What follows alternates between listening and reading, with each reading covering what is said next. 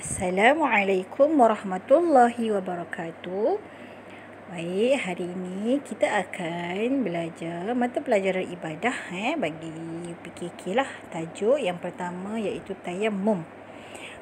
Awak semua pun biasa kan dengar kan. Okey, tayammum tu apa pada bahasa penyempurnaan.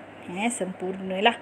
Okey, pada istilah pengertian tayammum menyapu debu tanah yang suci ke muka dan kedua-dua tangan hingga ke siku dengan niat dan syarat-syarat tertentu. Awak semua boleh tayammum jika tiada air. Dia ada syarat-syarat. Dia tak boleh main suka. Kalau sakit yang tak boleh terkena air pun bolehlah dibolehkan tayammum. Dia tak boleh main suka. Hari ni nak wuduk guna debu tanah lah, nak tayammum lah, tak nak guna air, tak boleh. Macam tu. Dia ada syarat-syarat dia lah. Nanti awak akan belajar, awak dengar dulu. Okey, seterusnya yang dalam kotak tu. Tayammum difardukan sebagai pengganti wuduk ataupun mandi wajib. Tayammum sebagai rukhsah lah atau keringanan yang diberikan oleh syarak kepada manusia. Hukum dia apa? Wajib. Jika tiada air atau orang yang tidak boleh menggunakan air dengan sebab keuzuran, contoh aksiden kan. Aksiden muka dan tangan dia, anggota wuduk tu. Luka, tak boleh kena air. Kalau kena air boleh membawa kepada kemudaratan lah. Itu dibenarkan lah untuk bertayammum. Tak boleh sesuka hati.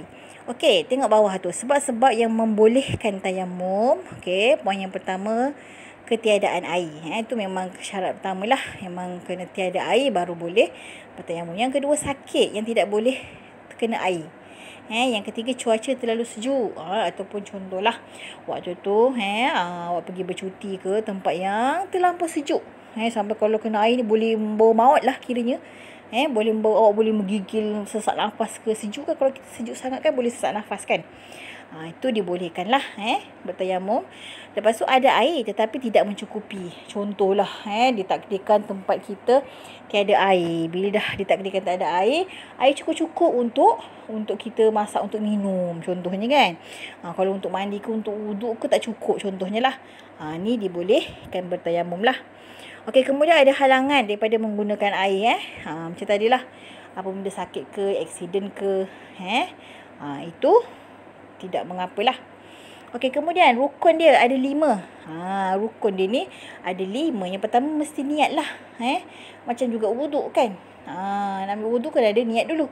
Okey, yang kedua memindahkan debu kepada anggota-anggota tayammum. Anggotanya apa? 2 je Tayammum anggotanya 2 sahaja. Kalau wuduk anggotanya ada berapa yang wajib? Muka, tangan, sebahagian kepala dan kaki kan. Tapi kalau tayammum sebahagian kepala dengan kaki tak perlu sapu debu tanah tu. Dia cukuplah muka dan tangan awak hingga ke siku sahaja. Okey, lepas tu yang ketiga menyapu debu ke muka. Yang keempat menyapu 2 tangan hingga ke siku. Yang kelima tertib lah. Tertib tu maksudnya ikut susunan. Tak bolehlah hari ni nak bertayammum kat tangan dululah baru muka. Tak boleh macam tu.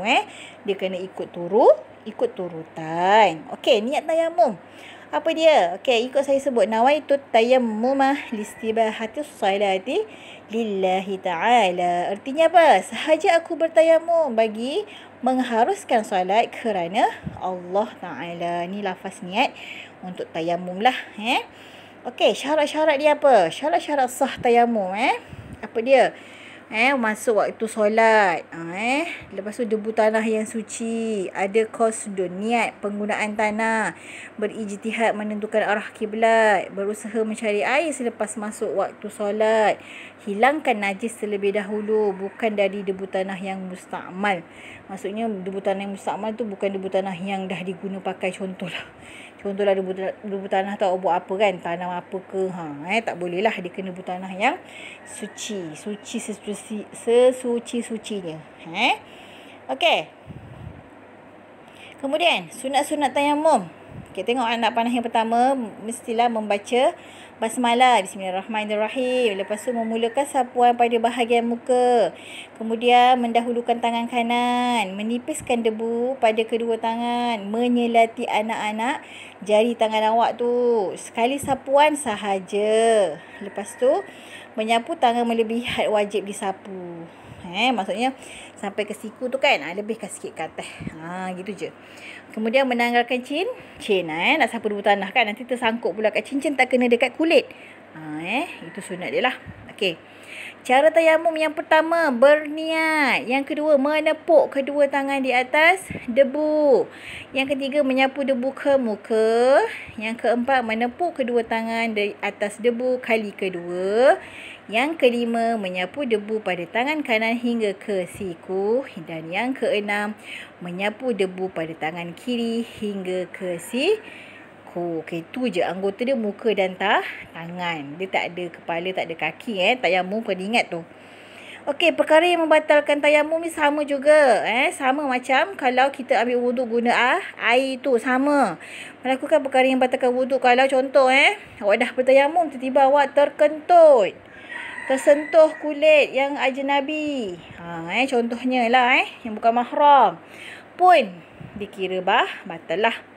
Hilangkan uzuran yang mengharuskan tayamum. Lepas tu ada air sebelum solat. Maksudnya sebelum awak nak solat tu, kan tiba-tiba dah ada air. Contohlah pagi tadi tak ada air. Tiba-tiba awak nak sembahyang zuhur, dah ada air dah. Air dah keluar contohnya kan. Tak boleh dah bertayamum. Kena guna air. Okey, yang keempat, murtad. Kalau seseorang Islam tu keluar dari Islam, automatik lah tayamum dia batal. Sama juga macam kalau berwuduk, automatik lah wuduk dia terbatas sebab dia keluar daripada Islam. Okey, cukuplah sekadar itu sahaja. InsyaAllah semoga awak semua diberi kefahaman. Okey, Assalamualaikum warahmatullahi wabarakatuh.